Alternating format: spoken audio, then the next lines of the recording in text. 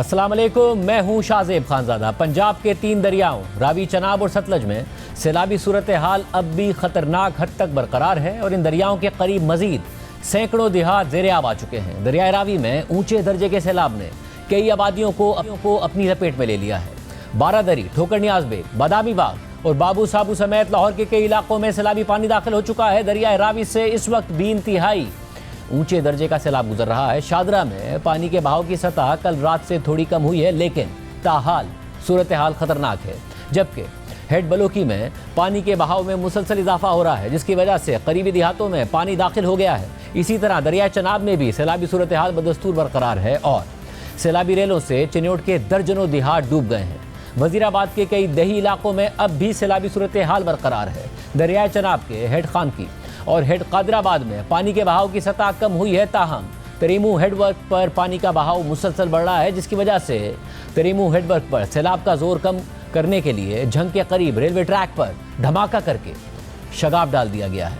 और इस वक्त आप अपनी स्क्रीन पर शगाफ डालने के लिए किए गए धमाके के मनाजिर देख सकते हैं, ताकि पानी के बहाव को डाइवर्ट किया जा सके, बहाव का जो दबाव है उसे कम किया जा सके। इसके अलावा गुजरात, हाफिजाबाद और सरगोदा के कई इलाकों में भी सैलाबी पानी दाखिल हो चुका है, जबकि दरिया सतलज में भी सैलाबी सूरत हाल बदस्तूर खतरनाक होती जा रही है और हेड गंडा सिंह वाला से तकरीबन 3,85,000 क्यूसिक का इंतहाई ऊंचे दर्जे का सैलाब गुजर रहा है और NDMA के मुताबिक ये इस मकाम पर पिछले 3 दहाइयों की बुलंद तरीन सतह है। जबकि हेड सुलेमानकी की तरफ भी पानी के बहाव में मुसलसल इजाफा होता जा रहा है। इस वक्त पंजाब के मुख्तलिफ इलाकों में सैलाब की क्या सूरत हाल है और उन इलाकों में रेस्क्यू एंड रिलीफ वर्क की अपडेट्स क्या हैं? क्या लाहौर को अब भी खतरा है या खतरा टल चुका है? हमारे साथ मौजूद है लाहौर में दरियाए रावी से नुमाइंदा जियो न्यूज़ मियाँ आबिद, चिन्योट से अरफा फिरोज जकी, दरिया चनाब के हेड खानकी, वजीराबाद से राना अंसर और दरिया चनाब पर कासिम बेला के मकाम पर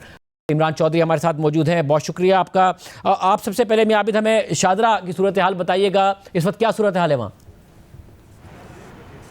जी, इस वक्त हम दरिया रावी के पुल पर शादरा के इलाके में मौजूद हैं। यहाँ पे हमारे नाजरीन जो है हमारे अक़ब में बहता हुआ दरिया देख सकते हैं, लेकिन इसमें जो सैलाब की सूरत हाल 60,000 क्यूसेक जो है वो पानी कम हो गया है। कल 2,20,000 क्यूसेक जहाँ से गुजरा था और उसने बड़ी तबाही मचाई थी, बड़े इलाके ज़ेरे आब आ गए थे, कई हाउसिंग सोसाइटियाँ जो हैं उनके अंदर पानी चला गया था। लेकिन आज 60,000 क्यूसेक कम होने से इस वक्त यहाँ रावी के पुल के जो ताज़ा तरीन इतलात PDMA की जानिब से मिली हैं, उनमें ये कहा गया है कि 1,58,515 क्यूसेक का पानी यहाँ से गुजर रहा है, जबकि इससे पीछे जो साइफन है वहाँ पे 1,60,000 बताया जा रहा है। जबकि दूसरी तरफ यहाँ से जब हम आगे की तरफ चले जाते हैं तो यहाँ 1.5 घंटे के फासले पर हेड बलोकी का मकाम है, वहाँ पे पानी के बहाव में मुसलसल इजाफा हो रहा है। मैं अपने शाहजेब साहब आपके हवाले से अपने नाज़रीन को ये भी बताना चाहूँगा कि क्यूसेक जो होता है वो मकाब फिट के हिसाब से पानी का और उसके साथ रफ्तार को मिला के फिर क्यूसेक जो है वो रिकॉर्ड किया जाता है। तो पानी की रफ्तार जो है वो बढ़ने से इस वक्त क्यूसेक की रफ्तार जो है वो हेड बलोकी के मकाम पर बहुत ज़्यादा है। लेकिन यहाँ पे जो आबादियों में पानी दाखिल हुआ था, रेस्क्यू और पुलिस और दूसरे जो इदारे हैं वो कोशिश कर रहे हैं कि उनको पानी को निकाला जाए, लेकिन उन्होंने सबसे पहले शहरियों को महफूज मकाम पर मुंतकिल किया है। आज भी लोगों की मुंतकिली का अमल जारी रहा है। कुछ लोगों ने यहाँ करीब मोटरवे के ऊपर भी पनाह ली हुई थी, लेकिन उसके साथ ही पानी निकलने का अभी तक कोई रास्ता जो है वो नज़र नहीं आ रहा है। उसके लिए इंतजामी मशीनरी भी मुतहरक नहीं हो रही। लेकिन दूसरी तरफ ये भी हमारे नाज़रीन को पता चलना चाहिए कि ये जो दरिया का पेट है, यहाँ से 2.5 लाख क्यूसेक जो है वो पानी गुजर सकता है। ये जो आबादियाँ मुतासर हुई हैं, ये वो आबादियाँ हैं जो दरिया के पेट के अंदर मौजूद थी। जी, और आप बताइएगा अरफा फिरोज जकी, इस वक्त क्या सूरत हाल है चिन्योट में? देखिए, चिन्योट से झंग तक दरियाए चनाब जो है वो बह रहा है। एक अच्छी आप गुड न्यूज़ कह सकते हैं कि इसमें 3 बजे से लेकर अब तक जो सतह है उसमें इंक्रीज़ जो है वो नहीं आई। 8,55,000 क्यूसिक जो सतह है वो इस टाइम कायम है, मुस्तहकम है, उसमें ना कमी आ रही है ना उसमें जो है वो इजाफा हो रहा है। लेकिन दूसरी तरफ नुकसान जो है वो ज़रूर हुआ है, क्योंकि ये जो पट्टी है चनाब और दरिया चनाब के पास, ये तकरीबन 12 से 8 किलोमीटर की है, जिसमें सारे दही इलाके हैं। जो चिन्योट और झंग का जो शहरी इलाका है वो तो महफूज है, उसको कोई डेंजर भी नहीं है। लेकिन जो एक देहाती इलाके हैं उनमें तकरीबन 150 के आसपास गांव हैं जो शदीद मुतासर हुए हैं और उनमें आज सुबह से ही जो पानी था वो दाखिल होना शुरू हो गया था। कल से ही कुछ लोग तो इवैक्यूएशन उन्होंने खुद ही शुरू कर दी थी, लेकिन आज चूँकि पानी दाखिल हो गया था और घरों में चला गया था, उसकी वजह से रेस्क्यू 1122 और जो यहाँ पाक फौज थी उसके भी हमें जवान नज़र आए, उन्होंने मदद की और फिर इवैक्यूएशन इवैक्यूएशन का जो मरहला था वो मुकम्मल किया। कुछ जगहों पर हमने ये भी देखा कि जो बंद है वो भी टूटे, उसकी वजह से पानी जो है वो ज़्यादा जो है वो आ गया इलाकों में। अब यहाँ सबसे ज़्यादा जो नुकसान है वो दो चीज़ों का हमें नज़र आ रहा है, एक तो मवेशियों का और दूसरा फसलों का, क्योंकि ये जो इलाका है चिन्योट और जंग के बीच में, यहाँ बागात काफ़ी हैं, यहाँ जो गन्ने के जो फसलें हैं वो काफ़ी हैं और वो बिल्कुल तैयार थी, उनको काटना था, लेकिन वो चूँकि अब सैलाब आ गया उसकी वजह से काफ़ी ज़्यादा उनको नुकसान हुआ है। दूसरी तरफ जो महकमा मौसमियात है उसकी तरफ से थोड़ा सा एक ख़तरनाक ज़रूर हमें एलिमेंट नज़र आ रहा है, क्योंकि आज रात और कल बारिश की पेशन गोई चिन्योट के इलाके में की गई है। तो सैलाब तो उसमें तो बिल्कुल मुस्तहकम हमें चीज़ नज़र आ रही है, लेकिन बारिश की वजह से हो सकता है कि इसमें पानी की सतह जो वो इंक्रीज़ हो जाए। लेकिन दूसरी तरफ जो इंतज़ामिया है उसने कहा है कि अगले 24 घंटे तक ये जो सैलाब है ये चिन्योट के इलाके से निकल के अब जंग की तरफ जाएगा, त्रिमू बराज की तरफ जाएगा और यहाँ रिलीफ का काम जो है वो शुरू हो जाएगा। जी, और आप हमें बताइएगा राना अंसर, इस वक्त वज़ीराबाद में हेड खांकी में दरिया चनाब में क्या सूरत हाल है? अजी शाहजेब, दरियाए चनाब के अंदर तो पानी की सतह नॉर्मल हो चुकी है क्योंकि बड़ा सैलाबी रेला उतर चुका है, लेकिन दरिया के साथ साथ जो वाक़या देहात हैं, हमने 60 से 70 किलोमीटर का ये एरिया बनता है। हेड खानकी के साथ जो वज़ीराबाद का इलाका है और दूसरी तरफ हेड कादराबाद का। हम इस एरिए में गुज़िश्ता 4 रोज़ से जा रहे हैं, मुख्तलिफ़ इलाकों में जाकर देखा है। आज ऐसी सूरत हाल है कि बाज़ जगहों पर पानी जो है वो उतर गया है। वज़ीराबाद के ज़्यादातर देहात से पानी उतरा है तो लोग अपने घरों को वापस जा रहे हैं। यहाँ बेले के साथ जो देहात हैं वहाँ अभी तक जो है वो देहात ज़ेरे आब हैं, लेकिन दूसरी तरफ जो हाफिज़ाबाद के देहात हैं वहाँ अभी ज़्यादा लोग मुश्किलात में हैं। हमने देखा है कि वहाँ 40 से ज़्यादा देहात ऐसे हैं जहाँ जो ज़ेरे आब हैं उनका आपस में ज़मीनी राब्ता जो है वो मुनक़ता है। हम 6 किलोमीटर दूर एक रेस्क्यू स्टेशन पर वहाँ हमने लोगों से बात की जो रेस्क्यू एहलकार थे, तो उन्होंने शाहजेब बताया दरिया से 6 किलोमीटर दूर रेस्क्यू एहलकार जो सरकारी मुलाजिम हैं वो बता रहे हैं कि वहाँ से 11 फीट ऊंचा पानी गुजरा है दरिया से 6 किलोमीटर दूर। तो आप फिर अंदाज़ा लगा सकते हैं जो देहात थे इस एरिए में वहाँ वो किस कदर मुतासर हुए होंगे। लोगों के घर गिर गए हैं, लोग जो है वो उनकी फसलें ख़राब हो गई हैं। जो हेड कादराबाद है इस एरिए में फ़िश फार्मिंग का लोग बड़े पैमाने पर कारोबार करते हैं। अलीपुर चट्टा जो है ये पाकिस्तान की सबसे बड़ी मीठे पानी की फ़िश मार्केट है, तो लोगों के सैकड़ों एकड़ पर जो फ़िश फार्म बने हुए थे वो दरिया बुर्द हो गए हैं, क्योंकि वो फ़िश फार्म जो है ये दरिया के साथ मुलक्का एरिए में लोग इसलिए भी करते हैं, लोग समझते हैं कि सैलाब ज़दा इलाका है और ये एक सेफ़ बिज़नेस है और फ़िश जो है अगले 1 से 2 माह में तैयार होकर मार्केट में जानी थी। तो लोगों को फाइनेंशियली जो इस एरिए में डैमेज हुआ है फसलों के साथ साथ सबसे ज़्यादा जो है फ़िश फार्मिंग के कारोबार से मुंसलिक लोगों के साथ हुआ है। तो जहाँ 2 से 3 रोज़ से पानी खड़ा है वहाँ अब जो है मुख्तलिफ बीमारियों का लोग शिकार हो रहे हैं, जिल्द की बीमारियाँ, पेट की बीमारियाँ और लोगों के जानवर बीमार हो रहे हैं। लोगों से हमने जो बात की, लोगों को अब ज़रूरत है इमदादी कार्रवाइयों की, ख़ास तौर पर अद्वियात की, डॉक्टर्स की, ना सिर्फ उनके लिए बल्कि उनके मवेशियों के लिए। तो हाफिज़ाबाद में 40 देहात जो है वो इस वक्त ज़ेरे आब हैं। रास्ते जो हैं जब तक पानी नहीं उतरेगा तो वहाँ अंदर जाना मुश्किल है। हम एक गाँव में वहाँ गए शाहजेब ट्रैक्टर के ऊपर सवार होकर, क्योंकि वहाँ पानी इतना ज़्यादा था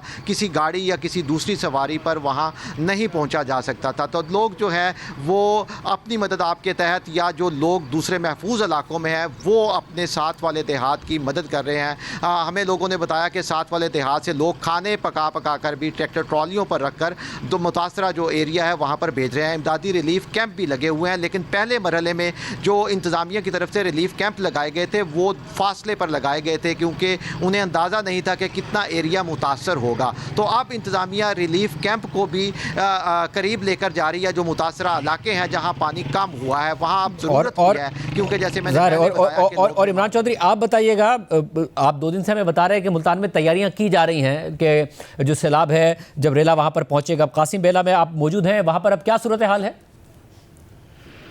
देखें शाहजेब खानज़ादा साहब, इस वक्त मुल्तान की जो सूरत हाल ये है कि 24 घंटे के बाद 8 लाख क्यूसिक का एक बड़ा रेला मुल्तान की हदूद में दाखिल होगा। मुल्तान की खुशकिस्मती ये थी इंतज़ामिया की कि उनको 4 रोज़ कबल बता दिया गया था, उनके पास डिलीवर करने का मौका था, लेकिन मुल्तान की आवाम की बदकिस्मती ये कि इंतज़ामिया की जानिब से रिलीफ का कोई खातिर खा इंतज़ाम नहीं किया गया। मैं इस वक्त कासिम बेला के मुकाम पर मौजूद हूँ और ये मुल्तान की शहरी आबादी के सबसे नज़दीक तरीन पॉइंट है जहाँ से दरियाए चनाब का पानी गुजर रहा है। रात रात के इस पहर भी लोग जो है वो नकल मकानी कर रहे हैं, अपनी प्राइवेट कश्तियों के ज़रिए कर रहे हैं और मोबाइल की और दीगर टॉर्च के ज़रिए जो है वो सामान की मुंतकली की जा रही है। यहाँ पर रेस्क्यू 1112 की 2 बोट्स जो हैं वो सुबह से मौजूद हैं, लेकिन वो ऑपरेशनल नहीं है, अमला नहीं है। इसी तरह मुल्तान डिस्ट्रिक्ट की बात की जाए तो 25 मुकामात पर रिलीफ कैंप ज़रूर लगाए गए हैं, लेकिन मैं आपको बताऊं कि उन रिलीफ कैंपों में होमवर्क नहीं है इंतज़ामिया का कि वहाँ पर क्या होना चाहिए। सबसे ज़्यादा जो वाक़यात हैं सैलाब में वो सांप के काटने के रुनमा होते हैं और उसके बाद दही एरियाज़ हैं, रातों को कुत्ते को काटने के वाक़यात होते हैं। लेकिन मैं पूरी ज़िम्मेदारी से ये बता रहा हूँ कि 25 रिलीफ कैंप हैं मुल्तान में, उनमें किसी एक रिलीफ कैंप में भी सांप के काटने की वैक्सीन नहीं है, कुत्ते के काटने की कोई अद्वियात जो हैं वो नहीं है। सिंपल सर दर्द करके बुखार की अद्वियात हैं जिनकी अभी सरेदा ज़रूरत नहीं है और अभी तक कोई वबाई अमराज भी ऐसे नहीं फूटे कि यहाँ पे उस किस्म की मेडिसिन रखी जाए। जिन चीज़ की ज़रूरत है वो यहाँ पर नहीं है। इंतज़ामिया के दावे ज़रूर हैं, लेकिन यहाँ पर लोगों ने आज इंतज़ामिया से ये शिकवा किया कि हमें इस वक्त ट्रांसपोर्ट की ज़रूरत है, हम पैसे पे करने के लिए तैयार हैं, लेकिन हमें कोई ट्रैक्टर ट्रालियाँ, कोई मिनी ट्रक जो है वो दिए जाएं। लेकिन इंतज़ामिया ने यह कहा कि उनके पास ट्रांसपोर्ट की सूरत नहीं है। तो यहाँ पर लोगों ने यह कहा कि जब किसी सियासी पार्टी का जलसा हो या एहतजाज हो तो उस वक्त तो पूरे मुल्तान शहर को ट्रैक्टर ट्रालियों से और कंटेनर्स लगाकर बंद करने के लिए आपके पास ट्रालियाँ आ जाती हैं। लेकिन जब 3 लाख लोगों की नकल मकानी का मसला है तो एक ट्रैक्टर ट्राली या एक कंटेनर, एक मिनी ट्रक भी आपने आवाम की सहूलत के नहीं दिया। तो ये एक्चुअल ग्राउंड पर ये पोजीशन बहुत है। शुक्रिया, ये सूरत हाल नजर आ रही है। हमारे साथ मौजूद हैं director general PDM Punjab Irfan Ali Kathia साहब। काठी साहब बहुत शुक्रिया मुझे ज्वाइन करने के लिए। काठी साहब, इस वक्त की सूरत हाल ये कहा जा सकता है कि जो मेन एरियाज थे शादरा और दीगर इलाके वहां पर खतरा कम हुआ है या अब भी बरकरार है? जी thank you very much Shahzeb. बिल्कुल इस वक्त ख़तरा काफ़ी हद तक शाहदरा से ये अब यहाँ खतरे वाली बात ख़त्म हो चुकी है क्योंकि पानी ग्रेजुअली रिसीड कर गया है और जो कल रात हमने 2,20,000 क्यूसेक्स यहाँ से गुजारे, इस वक्त 1,61,000 क्यूसेक यहाँ पे चल रहा है। और पीछे भी क्योंकि हमारे जो रावी साइफन है, जसर है, उसके मुकाम पे भी पानी का दबाव कम हुआ है। तो अल्हम्दुलिल्लाह इस वक्त Lahore is now completely safe. लेकिन यही पानी अब बल्लोकी के मुकाम पे वहाँ ग्रेजुअली बड़ा तेज़ी से राइज कर रहा है और इसमें मजीद ये है कि ननकाना के मुकाम पर जो नाला डेक है उसका भी 15 से 20,000 क्यूसेक इस सिस्टम में मजीद शामिल हो चुका हुआ है। तो अगले जो 24 से 48 घंटे हैं ये उकाड़ा, साहिवाल, टोबा टेक सिंह और इसी तरह नीचे जो अजला हैं उनके लिए रावी पे सख्त होंगे। लेकिन इससे भी बड़ी बात शाहजेब साहब इस वक्त ये है कि as I am talking to you right now, इस वक्त कसूर में और सतलुज पे हमारी अगेन तारीख का सबसे बड़ा पानी 1955 में इससे पहले ये पानी आया था जो 5 लाख कुछ इंटेंसिटी का था। इस वक्त कल तक ये हमारे पास आज बल्कि दोपहर तक 2,61,000 पिछले 5 दिन से मेंटेन्ड फ्लो था। और इस फ्लो में भी मेन जो वजह यही थी कि ऊपर भाखड़ा और पोंग डैम भर चुके थे और अब ये फ्लो चल रहे थे, स्टडी ट्रेंड था।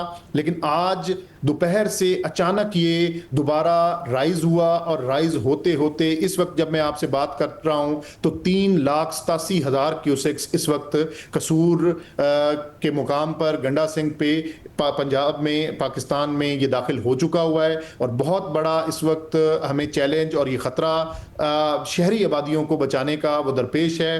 पिछले 2 से 3 घंटे चीफ मिनिस्टर पंजाब लम्हा बलम्हा इस सूरत हाल को पर्सनली देख रही हैं। चीफ सेक्रेटरी पंजाब और इरिगेशन डिपार्टमेंट, हम भी इस वक्त पूरी तरह से और सब ये बताएगा कि अब ज़रा 2 खतरात हैं। एक तो डाउन स्ट्रीम, उस पर आने से पहले मैं ऊपर की आपसे बात करना चाहूँगा। क्या अब क्योंकि जो भारत में मकबूजा कश्मीर है या फिर उनके जो डैम की सूरत हाल है वहाँ बारिशें, वो क्या सूरत हाल है? ये अगर रेला गुजर जाए तो खतरा टल जाएगा या अभी ऊपर से और जो आपके पास असेसमेंट है वहाँ से और पानी आने का खतरा है?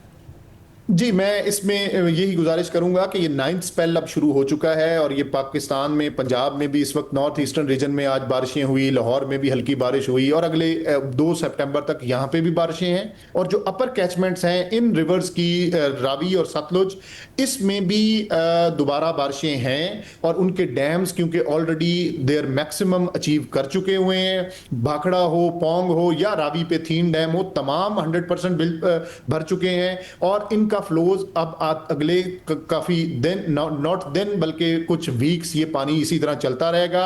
और एक इसमें और अनफॉर्चुनेट बात कि जो थीन डैम रावी के ऊपर है, इसके नीचे जो माधोपुर में इनका एक हेडवर्क है, उसके 4 पुश्ते वो टूट चुके हुए हैं और जो रिपोर्टेडली ये अब पॉसिबल नहीं है कि ये अगले चंद दिनों में उनकी मरम्मत हो सके। तो मीनिंग देयर बाय के 75 to 90,000 क्यूसेक का रावी में फ्लो ये इनएविटेबल है और ये इसी तरह चलता रहेगा। ऑल्दो कि जो पीक हमने गुजार ली 2,20,000 क्यूसेक्स 1988 के बाद सबसे बड़ी पीक लाहौर से, अब ये दोबारा इसके चांसेस बहुत मिनिमम है, लेकिन फिर भी हमारा इसमें फ्लो बड़े रहेंगे। लेकिन इससे भी ज्यादा शाहजेब साहब मैं फिर कहूंगा, इस वक्त हमें कसूर शहर को बचाने का वो चैलेंज दरपेश है और इस वक्त तमाम जो रेलेवेंट अथॉरिटीज हैं, टेक्निकल टीम्स हैं, वो कसूर में मौजूद हैं। और ज़रा हम उम्मीद करते हैं कि कसूर जो है वो महफूज रहे। और फिर जब ये नीचे आएगा पानी, तो ये बताइएगा कि क्या सिंध में एक साथ कोई 10-11 लाख क्यूसेक पानी आ रहा होगा, अलग अलग दाखिल हो रहा होगा, ये क्या असेसमेंट है? जी, इसमें शाहजेब साहब अभी इसको देखना होगा कि क्योंकि हम मल्टीपल ब्रीचेज सेक्शन, जो ब्रीच सेक्शंस हैं, ब्रीचिंग सेक्शंस, उनको ऑपरेशनलाइज करना हमें पड़ रहा है, वो चनाब हो या वो अब खुदा ना खास्ता शायद सतलुज में भी यही सूरत हाल बने। तो जब आप ब्रीचिंग सेक्शन ऑपरेट करते हैं तो पानी के जो टाइम लैग्स हैं वो रूटीन उसकी डिस्टर्ब हो जाती है और सिस्टम से पानी एक दफ़ा बाहर निकल के और प्रॉपर वो अपने फैलाव के साथ दोबारा जब दरिया में आता है तो उससे इंटेंसिटी और टाइम लैग वो चेंज होते हैं। अब अल्लाह से दुआ यही है कि पंजाब के साथ जो होना था वो इसकी तारीख में, पाकिस्तान की तारीख में कभी 3 दरिया इकट्ठे इस तरीके से नहीं चले थे और वो हो चुका है। अब अल्लाह करे कि ये डिफरेंट इंटरवल से, ये पंजनद से और नीचे गुड्डू से सखर में दाखिल हो, ताकि अल्लाह ताला करे कि सिंध में ये कोई ज्यादा नुकसानदेह साबित ना हो। बहुत शुक्रिया। अब ये सैलाबी सिलसिला आहिस्ता आहिस्ता सिंध की जानिब बढ़ रहा है और दरिया सिंध में भी शदीद सैलाबी सूरत हाल का खतरा मौजूद है। एनडीएमए के मुताबिक 3 से 4 सितंबर के दौरान 9 से 9.5 लाख क्यूसेक तक के सैलाबी रेले पंजनद हेडवर्क से गुजरेंगे और बंद तोड़ के बहाव का रुख बदलने की सूरत में 8,25,000 से 9 लाख क्यूसेक के रेले मुतवक्के हैं, जबकि गुड्डू बैराज पर 5 से 6 सितंबर के दौरान 8 लाख से 11 लाख क्यूसेक तक पानी का बहाव मुतवक्के है। ऐसे में बंद तोड़कर पानी का रुख मोड़ने की सूरत में पानी का बहाव 7,50,000 से 9 लाख क्यूसेक तक हो सकता है और मजमूई तौर पर 12 लाख क्यूसेक तक का बहाव मुतवक्के है, जो इंतहाई ऊंचे दर्जे की सैलाबी सूरत हाल पैदा करेगा। एनडीएमए ने मजीद कहा है कि सखर बैराज में 6 से 7 सितंबर के दौरान 8 लाख से 11 लाख क्यूसेक तक का पानी का बहाव मुतवक्के है और कोटरी बैराज में 8 से 9 सितंबर के दौरान 8 से 10 लाख क्यूसेक तक का पानी का बहाव मुतवक्के है, हो सकता है, जबकि 12 से 13 सितंबर हाई अलर्ट रहेगा और दरिया सिंध के नशीबी इलाकों में शदीद ऊंचे दर्जे का सैलाब मुतवक्का है, क्योंकि बलाई इलाकों में मौजूद पानी का शदीद बहाव नशीबी इलाकों में ऊंचे दर्जे की सैलाबी सूरत हाल पैदा कर सकता है, जिससे नशीबी और दरियाई इलाके खतरे में, ओवरफ्लो, बंद टूटने और इलाके ज़ेर आब आने का खदशा है। इस वक्त क्या सूरत हाल है, हमारे साथ मौजूद हैं सिंध के वज़ीर बराए आबपाशी जाम खान शोरो साहब। शोरो साहब बहुत शुक्रिया शो में ज्वाइन करने के लिए। शोरो साहब, तवक्को की जा रही है कि 10 लाख क्यूसेक से ज़्यादा का जो सैलाबी रेला है वो सिंध की तरफ आ सकता है। इस हंगामी सूरत हाल में क्या एक्सपेक्ट कर रहे हैं आप और क्या तैयारियाँ हैं? शादेब देखें, ये 3 जगहों से पानी आ रहा है, एक दरिया चनाब से, दरिया रावी से, दरिया सतलज से। 2 दरिया तो ऐसे हैं जो रावी और दरिया सतलज जो डेड रिवर्स थे, जो 1958 में 9 में हमने इंडस बेसिन ट्रीटी में दे दिए थे। चनाब में 11 साल के बाद पानी आया है और सुबह को 26 तारीख को ये 1 लाख क्यूसेक था और 13-14 घंटे के बाद एकदम से 10 लाख हुआ है, जो पाकिस्तान का पहला बैराज है मरला। अब ये तीनों डायरेक्शन से पानी दरिया सिंध की तरफ आ रहा है और ये पंजनद के मकाम पे आके मिलेगा पानी। अब हम ये देख ये रहे हैं कि क्या पंजनद के मकाम पे तीनों पानी आके आपस में पहले मिलेंगे या आगे पीछे ये पानी हो जाएंगे। और पंजनद से गुड्डू तक ये तकरीबन 2 दिन का ट्रेवल करता है पानी, फिर सिंध की हदूद में 2 दिन के बाद दाखिल होगा।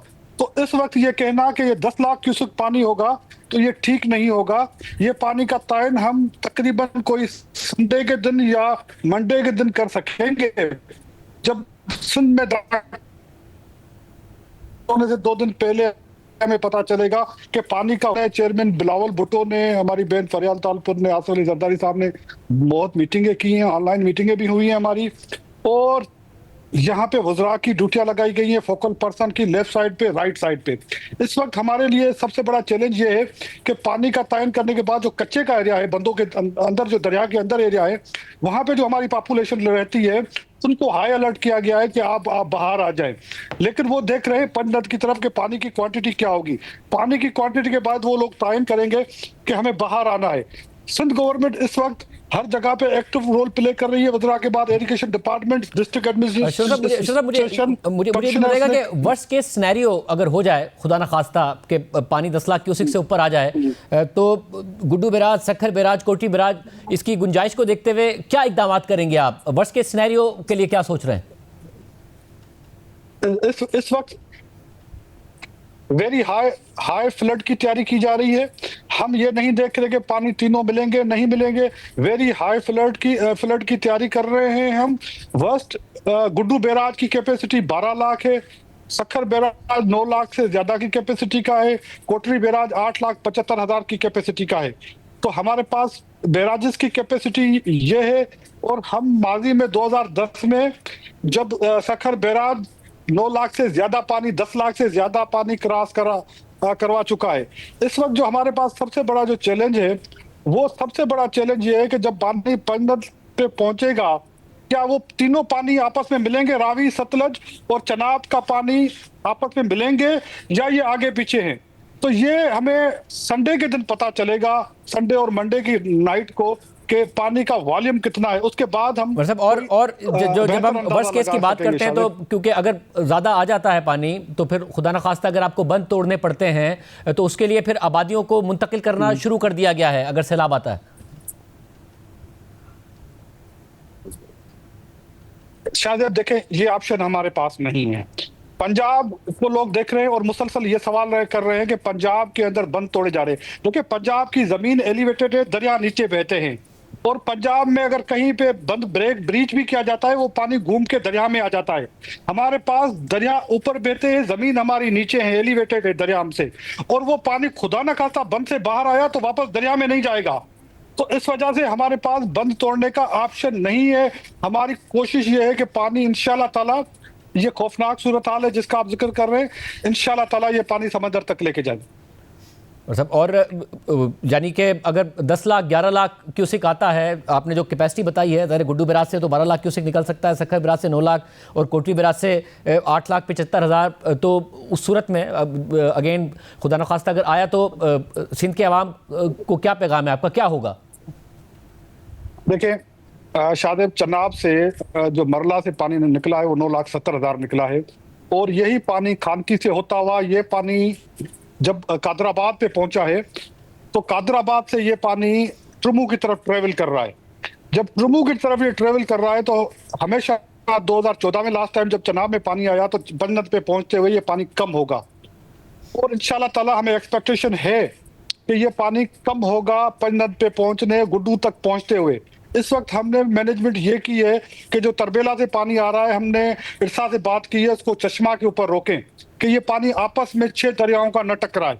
तो कोशिश हमारी ये है, इंशाल्लाह ताला ये पानी खेर से हम समंदर तक लेके जाएंगे। हमारे पास ऑप्शन नहीं है बंद तोड़ने का। इंशाल्लाह उम्मीद करते हैं कि ऐसा ही हो, कोई तबाही इस हवाले से ना हो रही हो और स्मूथली जो है वो पानी समंदर तक पहुँचे। बहुत शुक्रिया जाम खान शुरू साहब, आप हमारे साथ मौजूद थे। वाज़ेह रहे कि मौसमियाती तब्दीली और ग्लोबल वार्मिंग के साथ साथ दरख्तों के कटाव की वजह से पाकिस्तान को मुख्तलिफ किस्म की क्लाइमेट एमरजेंसीज़ का सामना करना पड़ रहा है और सूरत हाल हर गुजरते दिन के साथ मज़ीद ख़राब होती जा रही है। जहाँ एक तरफ मुसलसल ग्लेशियर्स पिघल रहे हैं, वहीं दूसरी तरफ क्लाउड बर्स्ट और शदीद बारिशें भी हो रही हैं। पाकिस्तान में मौसमियाती तब्दीली के असरात के हवाले से अल जज़ीरा के लिए आलिया चुग़ताई और मरियम अली ने एक रिपोर्ट में अहम तफसीलात बताई हैं। और इस रिपोर्ट के मुताबिक पाकिस्तान कई क्लाइमेट एमरजेंसीज़ का सामना कर रहा है क्योंकि उसके जंगलात सुकड़ते जा रहे हैं, ग्लेशियर्स तवक्कात से कहीं ज़्यादा तेज़ी से पिघल रहे हैं और अब तबाहकुन बारिशें कम्यूनिटीज़ को बर्बाद कर रही हैं। जंगलात की बेतहाशा कटाई ने कुदरती बफर्स को ख़त्म कर दिया है, जबकि पहाड़ों में बढ़ता हुआ दर्जा हरारत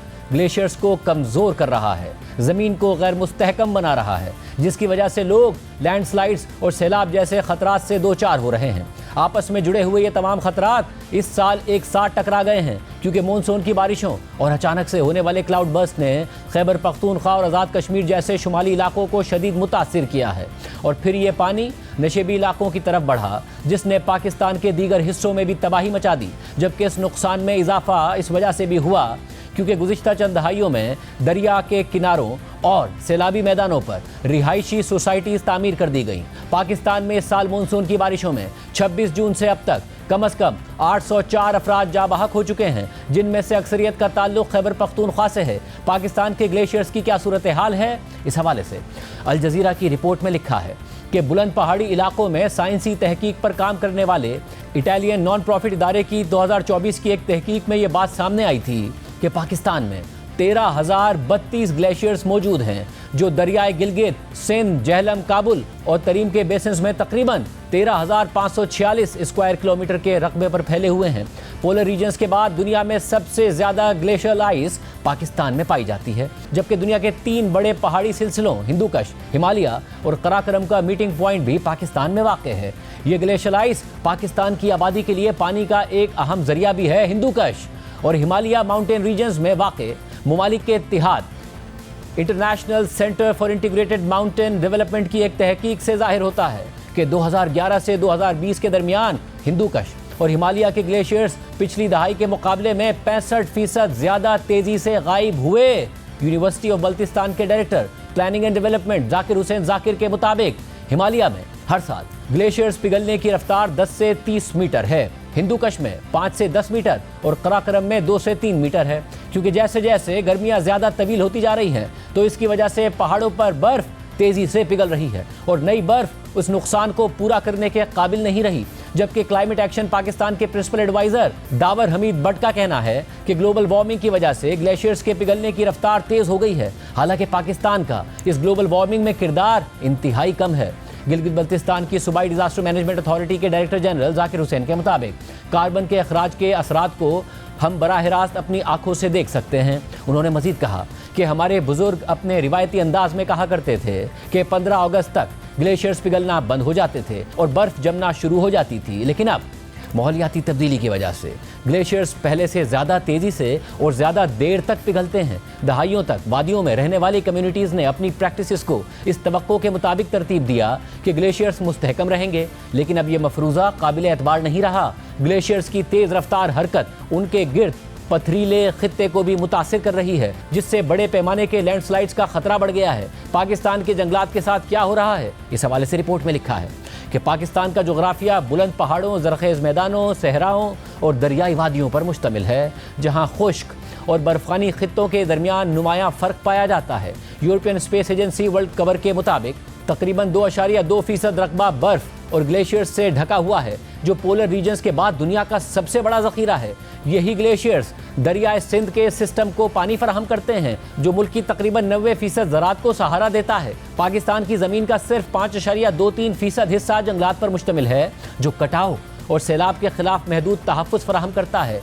मानसून की बारिशें जनूबी एशिया की सालाना बारिशों का तकरीबन 3/4 हिस्सा होती हैं, जो पाकिस्तान की फसलों के लिए निहायत अहम है। लेकिन गुज़िश्ता दहाई के दौरान क्लाउड बर्स्ट और शदीद बारिशों में इजाफा हुआ है, जिससे फ्लैश फ्लड्स और लैंडस्लाइड्स बहुत ज़्यादा रूनुमा हो रहे हैं। जंगलात की मॉनिटरिंग करने वाले digital platform global forest watch के मुताबिक 2001 से 2024 के दरमियान पाकिस्तान ने तकरीबन 95.3 स्क्वायर किलोमीटर का जंगलाती रकबा खो दिया है, जो कि वफाकी दारुल हुकूमत इस्लामाबाद के रकबे का निस्फ बनता है। ग्लोबल फॉरेस्ट वॉच के मुताबिक पाकिस्तान में दरख्तों की कटाई मुस्तकिल जंगलात की तबाही और आर्जी रुकावटों दोनों की वजह से हो रही है और 2001 से 2024 के दरमियान पाकिस्तान ने अपने दरख्तों के कवर का तकरीबन 8% खो दिया है।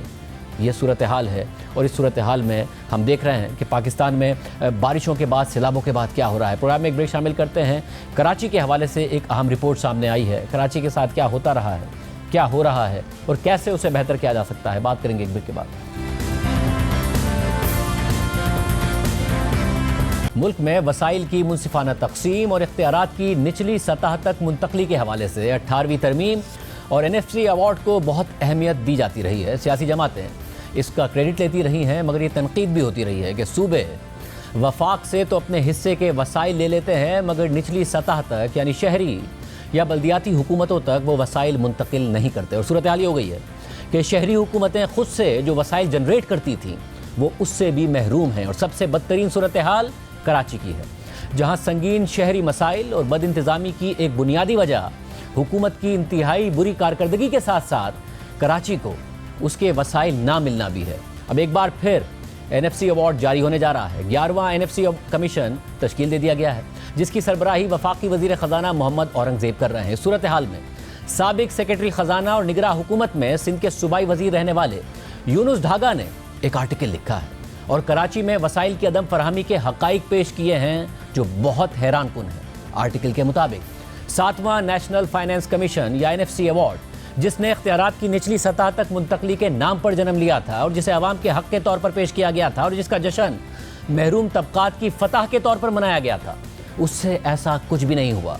7वां नेशनल फाइनेंस कमीशन 2010 में 18वीं आईनी तरमीम के साथ बना था, जिसने बल्दियाती हुकूमतों के किरदार के बारे में इबहाम पैदा किया और सूबाई हुकूमतों को दोबारा इख्तियारात का मरकज़ बनाने की राह हमवार कर दी, बजाय इसके कि 7वां NFC अवार्ड और 18वीं तरमीम गवर्नेंस को लोगों के करीब लेकर जाते। इसके बरक्स उसने वो इख्तियारात और वसाइल भी ले लिए जो उस वक्त बल्दियाती हुकूमतों के पास मौजूद थे।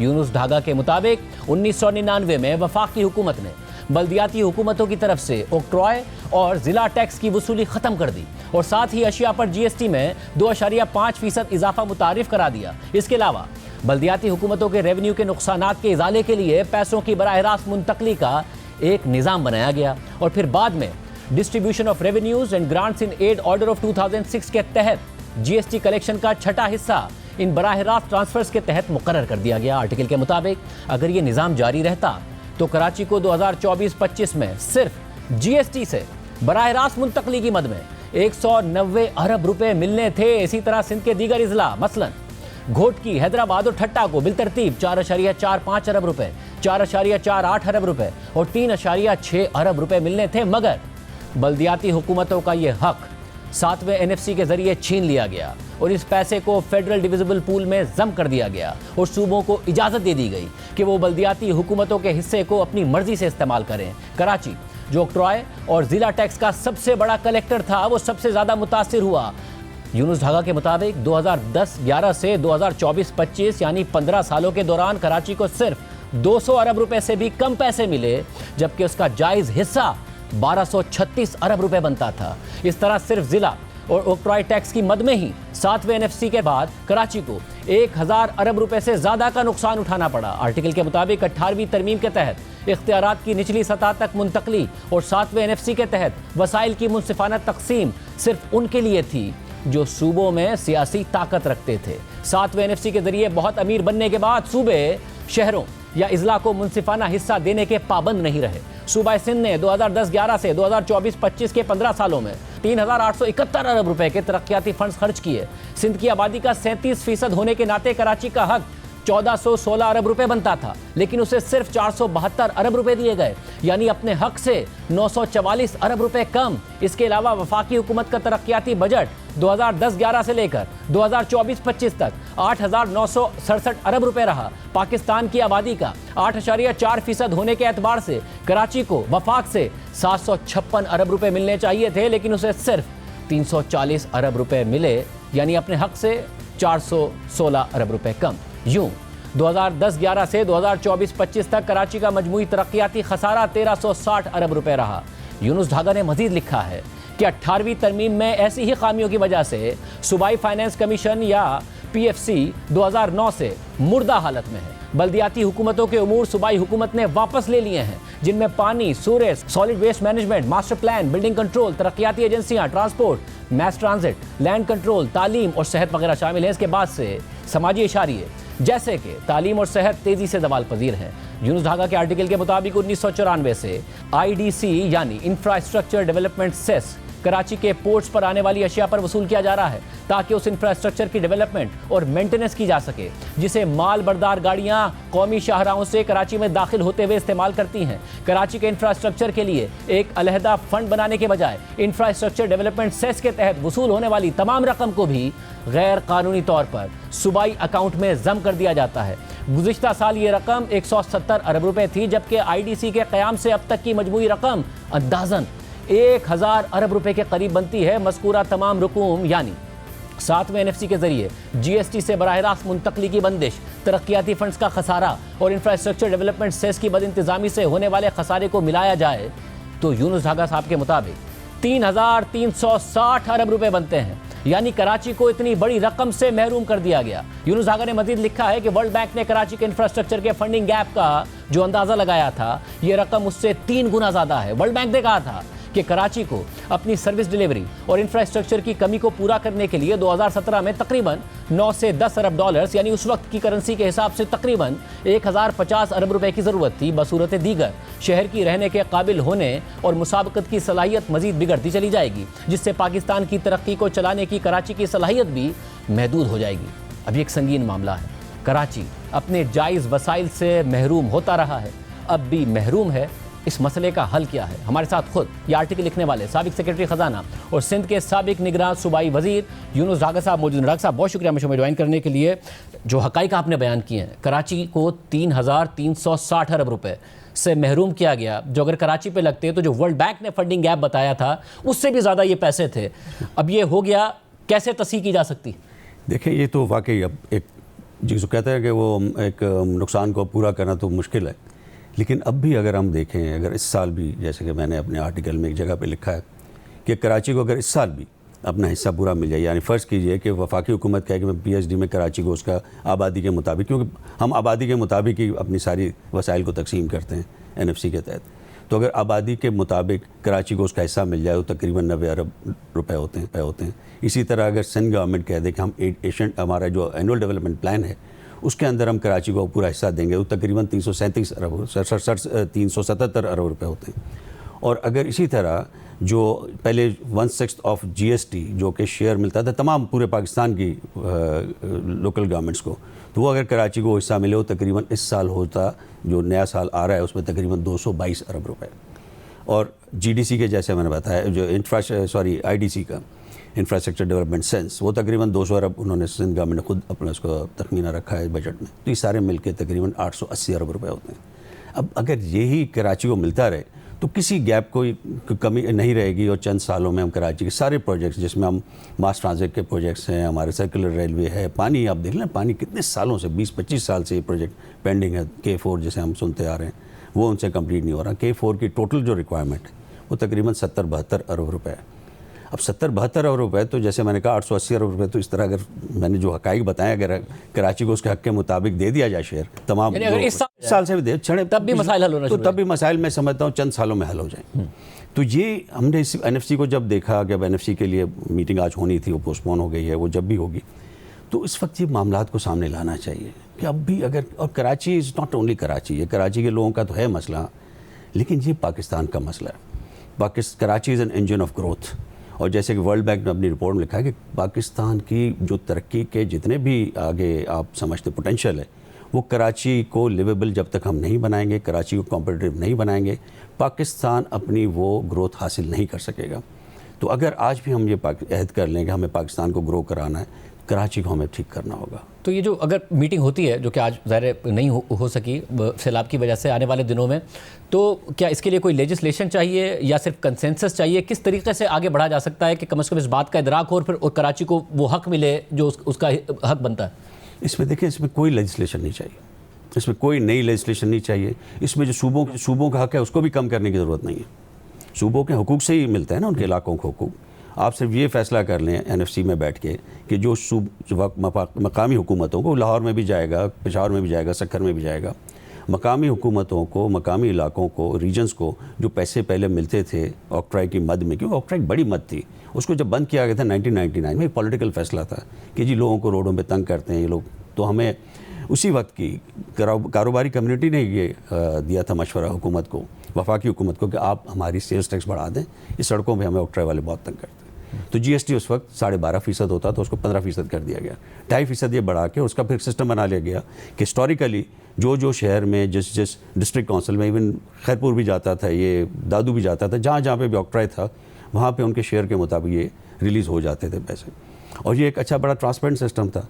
फिर बाद में 2006 में एक प्रेसिडेंशियल ऑर्डर के तहत उन्होंने कहा कि इसको हम अब 1/6 ऑफ GST फिक्स कर देते हैं, ताकि जब भी GST बढ़ाया जाए तो इसी तरह मकामी हुकूमतों का भी शेयर बढ़ता जाएगा। तो उस हिसाब से अगर आज आप उस वक्त भी कराची को 6-7 बिलियन, 8 बिलियन, 9 बिलियन होते थे, वो आज हमें जो है वो कराची को सिर्फ 2-2.5 के करीब मिलते हैं, क्योंकि वो सारा शेयरिंग का उस तरह का फार्मूला नहीं रहा। अब जैसे अब अगर हम देखें तो कराची को, जो KMC को जो इस मद में पैसे मिलते थे 2010-11 में वो 28 अरब मिलते थे टोटल, जो उसको दूसरे ग्रांट्स फ्रांट्स मिला के 28 अरब मिलते थे। आज पिछले साल 25 अरब मिले, मतलब 15 साल में, जबकि सिंध गवर्नमेंट का बजट माफ़ी के साथ 8 गुना बढ़ चुका है। तो KMC का शेयर जो है वो वहीं पे रुका हुआ है 25-26 अरब रुपये पिछले 15 साल से। तो इस तरह के जब मामलात होते हैं तो यकीनन फिर शेयर लिवेबल नहीं रहता, उनको चलाने के काबिल नहीं। तो आज भी हम ये कह रहे हैं कि NFC में से उनको बैठ के ये कहना है कि जी हमें ऑक्ट्राई जिस तरह पहले मिलता था शेयर, हम देने के लिए तैयार हैं 1/6 ऑल लोकल गवर्नमेंट से। सब सूबों में डेवोल्यूशन की एक अच्छी मिसाल कायम होगी, डेवोल्यूशन ऑफ रिसोर्सेज की, और जो जिस मकसद के लिए 18वीं तरमीम को बनाया गया था वो पूरा हो सकेगा। कि 18वीं तरमीम इसीलिए थी कि सूबों तक, मकामी हुकूमत तक उसको जाए। दुनिया में अब तो दुनिया के मैगजीन्स लिख रहे हैं कि पाकिस्तान में जो कराची है वो 4थे नंबर पर बदतरीन शहर है रहने के हिसाब से, और एक पॉलिटिकल जो कॉम्प्लिकेशन होती थी अब वो भी नहीं है। आप इसकी वजह से आपको लगता है कि पीपल्स पार्टी भी स्पेस दे सकती है, क्योंकि मेयर भी कराची में उनका है। एक तो ये मसला होता था कि जी कराची में मेयर अगर किसी और जमात का है तो ये एक आइडियल मौका है कि पीपल्स पार्टी भी। बिल्कुल, आप देखें ना, अब जैसे मैंने अपने आर्टिकल में लिखा है कि बिलावल भुट्टो जरदारी साहब ने ये कहा था कि मैं अब कराची की तरक्की खुद निगरानी करूँगा। तो उनसे हमें ये उम्मीद होनी चाहिए कि एक नौजवान क़यादत है कि वो अब इस सारे मामलात को देखें, इन हक़ाइक़ को देखें कि इसमें कितनी हमने जो बातें लिखी हैं वो ठीक हैं, उस मुताबिक करें। अब जैसे आपने कहा कि NFC के इजलासों में फ़ैसला हो सकता है, बिल्कुल हो सकता है। वो तमाम जो भी जो सूबाई हुकूमतें हैं वो इस बात का अहद करें कि जी हमने लोकल गवर्नमेंट सिस्टम को मजबूत करना है। अब जो ज़्यादा सूबों की जो बातें हो रही हैं वो भी फिर शायद ना हो, कि जब आप उनको कर देंगे, उनको इख्तियार को वसाइल दे देंगे, तो फिर ज़्यादा शायद सूबों को भी ज़रूरत ना रहे अगर मकामी हुकूमतों को मजबूत कर दें। इसी तरह मैंने उसकी जो बात की थी कि अगर इसी NFC के अंदर ये कंडीशन लगा दी जाए कि फेडरल गवर्नमेंट जहाँ तक हो सके, कुछ तो हमारे होते हैं कि वो नेशनल लेवल के प्रोजेक्ट्स होते हैं, लेकिन जहाँ तक हो सकते इलाकों को, शहरों को उनका हिस्सा मिलना चाहिए आबादी के हिसाब से, या जो भी क्राइटेरियन आप NFC के तकसीम के लिए रखते हैं वही क्राइटेरिया नीचे तकसीम के लिए भी होना चाहिए। यही सूबाई हुकूमतों को पाबंद करना चाहिए कि जो अपना जो एनुअल डेवलपमेंट प्लान है उसमें ख्याल रखें कि वो रीजनल उसकी डिस्ट्रीब्यूशन प्रॉपर हो, अनलेस के जो प्रोविंशियल लेवल के प्रोजेक्ट्स होते हैं जो कि सबको फ़ायदा देते हैं तो ठीक है, उसको अलग रख के तो जहाँ तक पॉसिबल हो उसके ऊपर जाना चाहिए। तो ये चंद एक चीज़ें। और फिर IDC की मैंने बात की, ये तमाम तकरीबन जो कराची की कारोबारी और इंडस्ट्रियल बरादरी, ये पूरे पाकिस्तान से पैसा लिया जाता है पोर्ट के ऊपर कि जी यहाँ पे हमारी इंफ्रास्ट्रक्चर ख़राब होती है। आपको पता भी है हमारा इंफ्रास्ट्रक्चर काफ़ी इससे कराची का इफेक्ट होता है। तो लेकिन कराची के ऊपर वो फिर उसको पूरा फंड बना के उसको खर्च होना चाहिए, वो जम कर दिया जाता है सूबाई ख़जाने में, उसके बाद फिर उसको कोई 3,360 अरब रुपए जिस पर कुछ वफाक ने भी नहीं दिया, और एक बहुत बड़ा हिस्सा है जो सिंध हुकूमत को मिला, पर आप कह रहे हैं कि कराची पर नहीं लगा या बल्दियाती निज़ाम में नहीं गया, तो ये पैसा गया कहाँ? क्योंकि आप अब सेक्रेटरी ख़जाना भी रहे हैं और आप केयर टेकर मिनिस्टर भी रहे हैं, तो चीज़ें आपने करीब से देखी हैं, कहाँ गए ये सैकड़ों अरब रुपए? ये फिर उस किस्म के जगह आप अब कराची में या सिंध में, अब चले आप कराची को एक साइड पर रख देंगे, कराची में तो ये पैसा नहीं लगा, अब जैसे कि रिकॉर्ड से साबित है। तो सिंध में भी हमें कोई उस तरह से हमें नहीं नज़र आता कि हमने कोई ऐसी तरीके कर ली। फॉर एग्ज़ाम्पल जैसे अभी क्लाइमेट चेंज है, अब सिंध का आप देख लें जो जिसको आप राइट बैंक कहते हैं, राइट बैंक हर दफ़ा डूब जाता है और उससे निकासी का कोई तरीका नहीं बना। राइट बैंक आउटफ्लो ड्रेनेज आज तक नहीं बन सका। वफाकी हुकूमत की तरह हम देखते हैं पैसे देते हैं, क्यों हम देखते हैं जब डिवोल्यूशन के बाद इतने पैसे आ गए तो क्यों नहीं उन इलाकों में निकासी का काम हो सकता। तो इस तरह के बहुत सारे ऐसे चीज़ें हैं जिनके ऊपर हमें लगता है कि शायद हमें तवज्जो देने की इंटीरियर सिंध में भी ज़रूरत है, कराची में भी ज़रूरत है। और अब ज़रूरत इस बात की है कि डेवलपमेंट की फ़ंडिंग हमारे पास बहुत अच्छी है, 1,000 अरब 1 खरब रुपये काफ़ी होते हैं, और फिर उसके साथ साथ हमें इंटरनेशनल फंडिंग भी मिलती रहती है, मुख्तलिफ हम सिंध गवर्नमेंट भी लेती रहती है वर्ल्ड बैंक से, एशियन डेवलपमेंट बैंक से। तो हम बहुत सारी ऐसे चीज़ों को हम कर सकते हैं जो अब काफ़ी हद तक अब हमारे लिए क्रिटिकल होती जा रही हैं सिंध के लिए। मगर मसला क्या है, अगेन आप क्योंकि केयर टेकर मिनिस्टर रहे सिंध में, मसला कॉम्पिटेंस का है या कोई और मसला है? अगर पंजाब में कोई 8 शहरों में सेफ सिटी लग जाता है, कराची में लग के नहीं देता। वहाँ पर इतने सारे शहरों में मेट्रो शुरू हो जाती है, कराची में नहीं शुरू होके देती। तो वहाँ पे अगर कोई इंफ्रास्ट्रक्चर का प्रोजेक्ट हो वो शुरू हो जाता है। यहाँ पे एक ब्रिज, अगर हम यूनिवर्सिटी रोड पर जाएँ तो उसके मसाइल हमें नज़र आ रहे होते हैं। पब्लिक प्राइवेट पार्टनरशिप में अगर पीपल्स पार्टी काम करे उसमें ज़रूर बहुत बेहतर डिलीवरी नज़र आती है। तो मसला क्या कॉम्पिटेंस का है, डिलीवरी का है, ओनरशिप का है, क्या मसला क्या है? देखिए, मैं आपको थोड़ी सी सख्त बात ये तो कहूँगा कि ओनरशिप का मसला है कि कराची में मामला चलते रहते हैं, उसकी कोई ओनरशिप नहीं होती। फॉर एग्जांपल आप देख लें कि ये जो जायका का प्रोजेक्ट था, जायका का प्रोजेक्ट 2008 में तकरीबन लॉन्च होने का लिए था, जो पूरा कराची मास्टर सेट का था। उस प्रोजेक्ट को हमने डिसोन कर दिया। हमने कहा कि नहीं, ये कराची का प्रोजेक्ट नहीं होगा, पूरे सिंध के लिए जायका काम करे। उससे जायका ने कहा जी हमने एक प्रोजेक्ट बना दिया, उस पर हमें काम करने दें। हुआ कि जायका अल्टीमेटली विड्रॉ। अब जायका ने हमें फिर भी एक प्रोजेक्ट प्लान बना के दिया कि आप ये 6-7 BRTs बना लें और कुछ उसको कनेक्टिंग वो बना दें, सर्विस ट्रांसपोर्ट। तो कराची में आपका ट्रांसपोर्ट का मसला बहुत हल हो जाएगा। आपके यहाँ से इतनी सारी जो ट्रांसपोर्ट है वो रोड से हट जाएगी, आपकी जो क्लाइमेट है वो बेहतर हो जाएगी, आपकी एटमॉस्फेयर बेहतर हो जाएगी, आपके एनवायरनमेंट में वो धुआं कम हो जाएगा। ये सब चीज़ें उन्होंने एक बहुत अच्छा प्रोजेक्ट बना के दें। This is pending with us since last 2012। 2012 से प्रोजेक्ट के ऊपर कभी वफाकी हुकूमत ने एक प्रोजेक्ट उठा लिया था, उसमें से ग्रीन लाइन का, वो भी उन्होंने अधूरा छोड़ दिया, नुमाइश पे लाके छोड़ दिया, उसको सही मंजिल तक नहीं पहुंचा सके। बसें उसकी नहीं आई, 2-2, 3-3 साल तक उसकी सिर्फ बसें ही नहीं आ रही थी। तो ये ओनरशिप का मसला है, वरना बस आने में 3 साल नहीं लगने चाहिए। और फंडिंग का कोई ऐसा मसला नहीं, क्योंकि जो आमतौर पर कहा जाता है क्योंकि पहले एक गैप नज़र आता था, मगर अब वो गैप बढ़ता जा रहा है। जब आप लाहौर में लैंड करें या फिर आप कराची में लैंड करें, और सिर्फ लाहौर में ही नहीं, अब अगर आप पंजाब के दीगर शहरों को भी देखें, काम होता नज़र आ रहा है। तो ये जो गैप इतना बढ़ता जा रहा है, ये आप कह रहे हैं फंडिंग का इशू नहीं है? फंडिंग का इशू बिल्कुल भी नहीं है। आप देखें कि सिंध को ठीक ठाक पैसे मिलते हैं और अच्छी खासी अब सिंध की सूरत हाल है। 1000 जितना वफाक का इस वक्त PSDP है पूरे मुल्क के लिए, वो इस सिंध का एनुअल डेवलपमेंट प्लान है। अब आप ये देख लें, इस हद तक हम बराबर पहुंच चुके हैं वसाइल के मामले में। लेकिन अभी क्या हो रहा है? अभी ये हो रहा है कि हम जब पानी की बात आती है कराची को देने के लिए, तो हम वफाकी हुकूमत से पैसे मांग रहे हैं। कहीं किसी और शहर के लिए ये नहीं हो रहा पूरे पाकिस्तान में कि लाहौर को अगर पानी चाहिए तो वफाकी उसकी सूबाई हुकूमत वफाक के पास नहीं जाती कि जी हमें पैसे दें तो हम अपना लोगों को पानी दें। इस वक्त तकरीबन 37% सिंध का जो सिटीज़न है वो वफाक की तरफ देख रहा है कि पैसे दें। वज़ीर आज़म साहब ने भी ये वादा किया था कि जी हम 2024 में पूरा कर देंगे K4 को, और फिर हमें बड़ी खुशी हुई कि हो जाएगा पूरा, लेकिन फिर नहीं हुआ।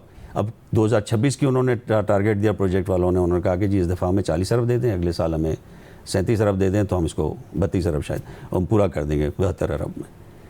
इस दफ़ा 40 अरब की जगह पे, हालांकि वज़ीर आज़म साहब वादा कर चुके हैं हमसे, लेकिन 40 अरब की जगह सिर्फ उन्होंने 3 अरब रखे हैं बजट में। अब कहाँ से ये प्रोजेक्ट्स पूरे होंगे? और मुझे समझ नहीं आती क्यों हम वफाक की तरफ देख रहे हैं इस काम के लिए। हम सूबे की तरफ हमें करना चाहिए और सूबे को ओनरशिप लेनी चाहिए शहर की। बहुत शुक्रिया इब्राहिम साहब की गुफ्तगू आपने सुनी आज के प्रोग्राम। अल्लाह हाफ़िज़।